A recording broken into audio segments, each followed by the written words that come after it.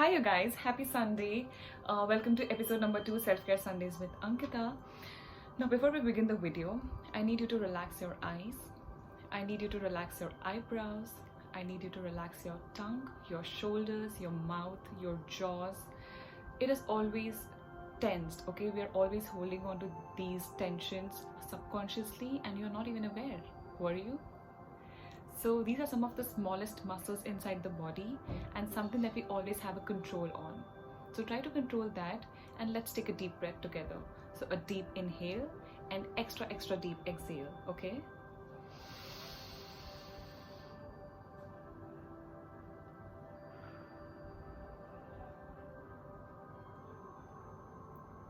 You can maybe pause the video and do it for like 2 or 3 deep breaths more if that's what you want, but I'll just quickly head into the video. So the first thing that I would like to talk about is the girl that I consulted, I would say around 2 months ago. She was 16 or 17 years old. She was from Ahmedabad itself. I was consulting her, and she just walked in with her mother, and before they could say anything, I figured out that she has some kind of hormonal imbalance, by the receding hairline and her skin and her eyes and her emotions and her body. It just spoke volumes about her health condition. And she sat down in front of me, and the first thing her mother said to me was, "Hey, look how ruined her skin is, and look how pathetic her skin looks." And my first reaction was, what did you just say? I mean, like, she's listening to this conversation. I believe she's sitting here and she is in her senses. Is that how you speak about your child or to your child? And I could literally see the embarrassment in that girl's eyes, as if it's a crime to have acne on face, and hormonal acne or cystic acne or whatever kind of acne. So I think she felt so embarrassed sitting in front of me, and I felt so bad sitting in front of her. And the only thing that was in my mind was, why would you ever say something like that to your own child? And with all due respect to all of the parents and everyone, I know no one has a bad intention when they speak about you, but just constantly saying and pointing out things in a negative manner, and when you don't know how to communicate well, can actually end up hurting the person. It could be your own child, it could be your partner, it could be your best friend, but the way you speak can just make or break someone's day. Or just, like, you would just say it and leave, but that would just leave such a huge impact on the child or on your friend. So we have to be very mindful about our words, not only when we are speaking to someone else, but also when we are speaking to our own self.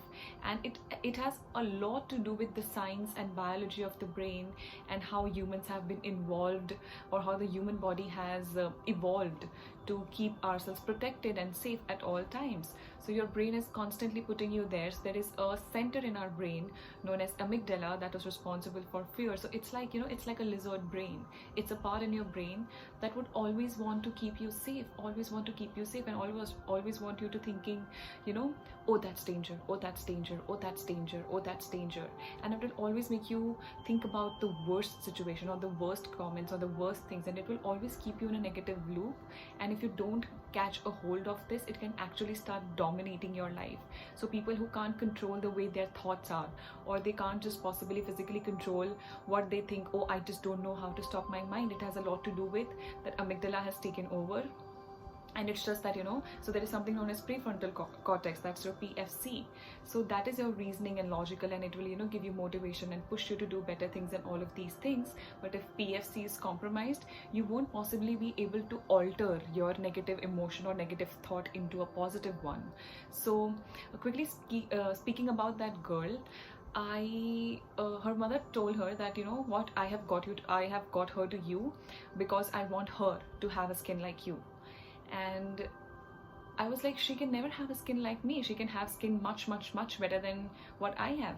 So why would you put a statement like, I want her to have a skin like me? So tomorrow you will see someone else and you would tell your daughter to be like her. Then you would see someone else and then you would ask your daughter to be like her. So how many people do you think she's going to be able to compete with? And let alone the competition, what do you think is all of these thoughts and emotions are doing to her brain and her body? She constantly feels that she can't be the best version of herself because she's always always put in comparison to looking like me or to looking like someone else, which is so wrong.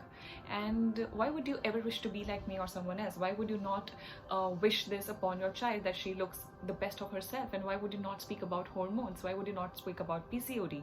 Why would you not look at her health, her energy, her constipation? Why would you only speak about acne? So acne can be due to a lot of reasons, internal reasons, and you can eat well, sleep well, drink well, you can take care of your lifestyle, but you can still get acne. And you always have to remember that acne is not a disease. Okay, acne is not something that you have to be, it's not a crime actually, it's not a crime. And hormonal acne and all of these things, the best news about acne is, once you know what the root cause of the acne is, you can just take care of it in no time. So maybe it could take some time, I shouldn't be saying no time, but it's easy because I know what the source of the problem is, right? So with me, I have struggled with acne for like, I don't even know, 8-9 years. So ever since I was a child, I've always had really, really bad skin, and this is why I wanted to just sit down and just like sit without makeup today, so that you can actually see that it can get better, and it does get better.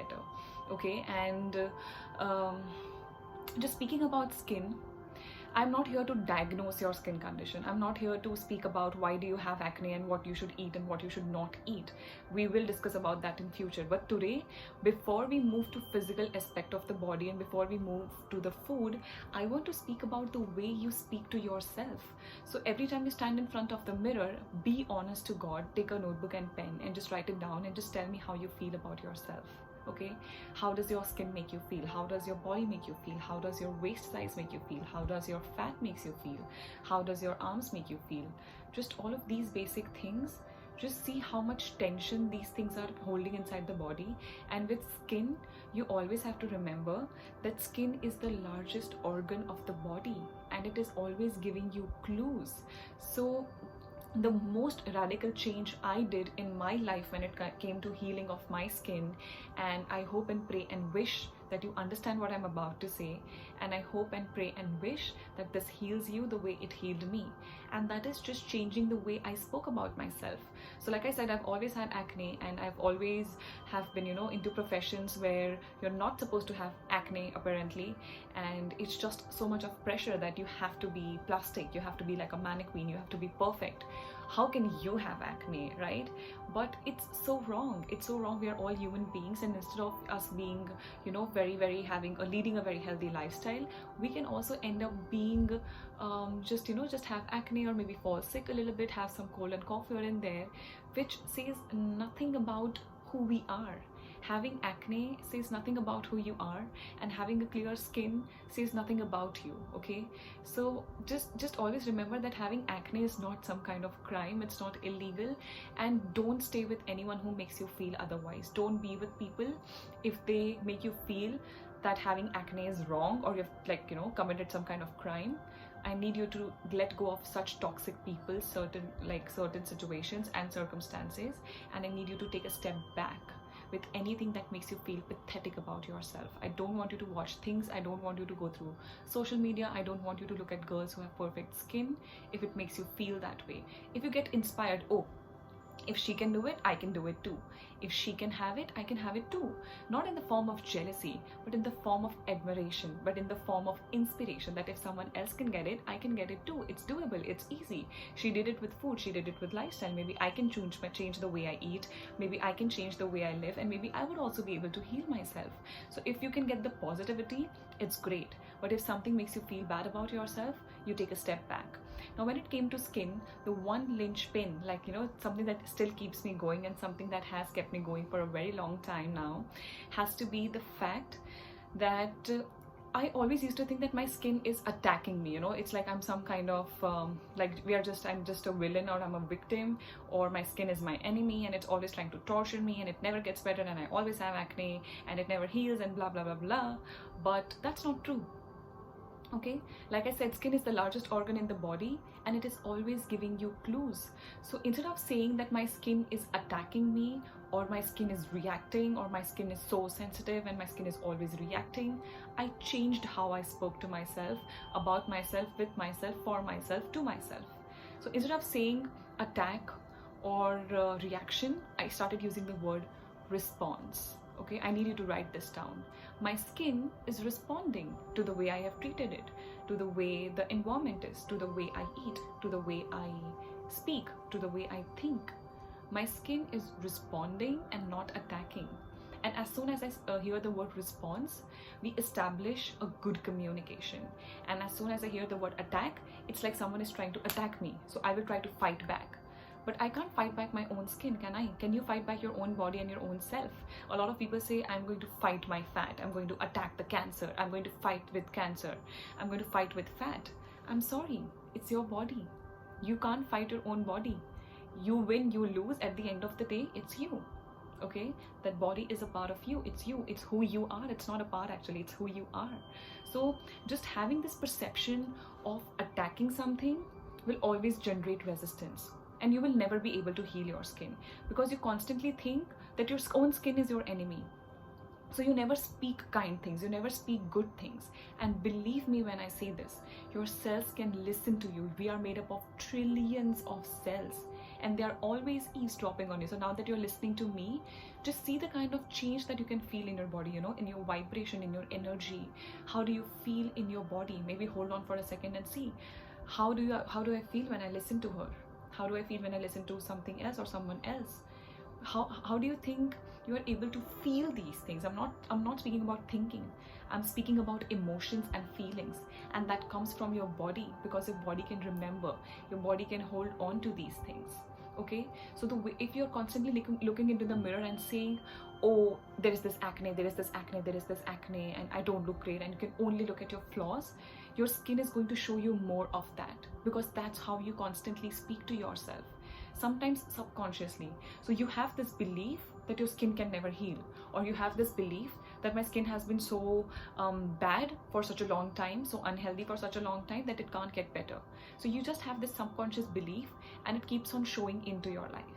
So it's very, very important that you start speaking correctly. You know, my skin is great, my skin is healing, my skin is glowing, I am blessed with a wonderful skin, I take care of my skin, my body takes care of me, it's a beautiful, brilliant relationship, I love being in my own skin.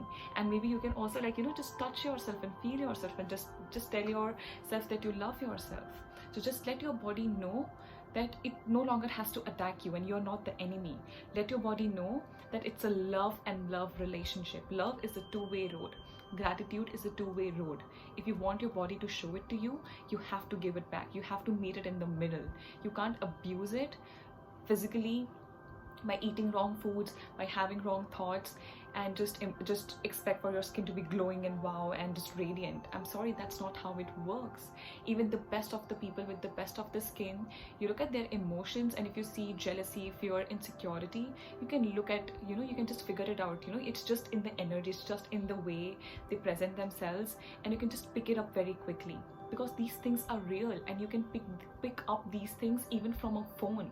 So it's just the way certain people make you feel, it's just the way certain people talk, that speaks so much about who they are. So when it comes to your skin, I see so many girls not doing anything incorrectly, but it's just the way they feel about themselves. It's just the way that every time they see someone else's picture, they would end up comparing themselves. Oh, mera aisa hai, uska to aisa hai. Like, how does it matter kisi aur ka kaisa hai? Everything that is important is you. Yeah, admire someone, appreciate someone's beauty, compliment them. It's a beautiful life full of beautiful people, it's a beautiful world. Of course that is going to be, you know, people who are going to have much better things than you have. But does it mean that what you have is unworthy, or is meaningless, or is worthless? Absolutely not. So you don't have to put that kind of standards on yourself. And a lot of times we are always too hard on ourselves. So you will torture yourself in the gym, you will torture yourself to eat correctly, you will torture yourself to sleep at night and wake up in the morning and get in sunshine. But you do all of these things to want something. You don't do it because you enjoy it. You go out to take a walk because you want to lose weight. You don't go out to take a walk because, hey, my body can move, look at how beautifully I move, look at how beautifully my muscles contract, look at how beautifully my muscles relax, look at how beautifully I can feel the air, look at how beautifully I can respire. You don't appreciate these things, and there is a lack of gratitude, always. So like I said, you know, gratitude is a two-way road. If you don't appreciate little things, you will not be able to sense them, feel them, exist them. Okay, so you have to always be grateful for whatever it is little that you have. So it could be just say one side of your face is clear and one side of your face is not. You will only focus about the side that's not clear, and you wouldn't even mention about the side that's clear. So I need you to change that. Okay, I need you to start appreciating all the good. So let's say you have acne here, but this area is clear. So just start appreciating that area, because gratitude is like a cloak. The more you wear it, it just engulfs you, and it just, just takes away all. I think this is a quote by Rumi. I am sure I've not quoted it correctly, but this is the gist of it. The more gratitude you express, the more things you will receive to express gratitude for. So instead of saying, I have this acne but this doesn't go away, say, oh, but look at this side. It's so perfectly crystal clear. I love it. It's flawless. I love my skin. And this acne, make it your friend and allow it to go when the time comes, and it will go away without leaving its scar. But just the way you speak about yourself, and with just the way you think, your body starts to react. It's very, very real. And it's also coming from the fact that your amygdala is too active and your prefrontal cortex, that's your PFC, goes to sleep. So when it comes to rewiring of the brain, when it comes to internally changing the brain, yes, you can go to hospitals, yes, you can meet doctors, yes, you can do all of the fancy things that the world is doing, or you can sit down with yourself. You can meditate, you can visualize, you can just do basic normal things that again rewires the brain. Because again, there is a concept known as neuroplasticity. Your brain is capable of changing. Just think about you. Are you the same person you were, say, 2 months ago? I'm sure if you've been working on yourself, you're not. You're always changing. How? Because it's plastic and it changes and it's moldable, and it is 100% possible to do it with just thoughts. 100%. I've done it, I've experienced it, I've seen my clients doing it, and it absolutely works. So just speaking about your PFC and amygdala, so amygdala is going to tell you, but look at that acne, and PFC is going to tell you, but look at this place where I don't have acne. So you just have to start to hold on to the PFC. You just have to start to hold on to what the PFC is saying and not what the amygdala is saying. And when any thought comes, just always know it's just a thought. Okay, it does not mean anything. So just because someone else has said something to you, or someone else is trying to belittle you or put you down, it's just a thought, it's just an opinion, it's just a view. How does it matter? How does their any comment matter? And if it matters to you, and if they have commented, and if it's the truth, then what's so wrong about it? Because at the end of the day, it's the truth, and you are already working to improve it and to make it better. So you just have to gracefully accept it, or gracefully let it go. So basically my point is, don't compare yourself, don't speak without compassion or without sympathy to yourself. Don't think that your skin is attacking you. Don't take anyone else's comment about your skin, hair and body to your heart. If you like where you are and who you are, own it. Own every inch of your skin, because at the end of the day, it's your body and it's your only home. So I need you to nourish it. It's a relationship. I don't want amygdala to dominate your life. I want PFC to be the master, and we have been evolved to do this. People do it all the time, day in, day out. I do it, and you can do it too. Everyone else is doing it, and you can do it too. So just always know, a thought, it's just a thought until you give it a meaning. And if it's just a thought, I can always gracefully let it go. And if I have to give it meaning, and if it works for me, I can keep it close to myself. So the kind of thoughts I would keep close to myself would be, hey, my skin is healthy. I treat my skin well. My skin loves me back. My skin is radiant. My skin is glowing. I feel amazing. Just speaking kinder things and speaking good things to you, it changes the way your body works.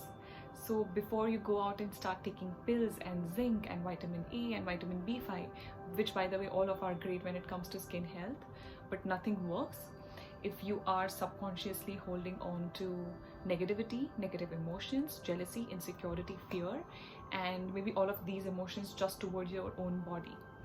So I need you to look into how you speak to your skin, and I need you to change it with just one good statement. Just pick anyone that you like from what I've said, or maybe find something of your own. You don't have to do what I said, but anything that develops a relationship of love, and not resistance, and not attack, and not reaction, but a feeling of love towards your own self. Maybe kiss yourself, maybe hug yourself, anything that works for you. Be self-obsessed. If people think you're self-obsessed, I would say be self-obsessed. Whatever helps you sail your boat, but make sure the relationship that you share with yourself is very loving, kind, empathetic, and compassionate. And I hope this makes sense. Thank you so much for your time. I hope you have a great Sunday, and I hope you can pick something from this and just take care of yourself. Okay? Take care.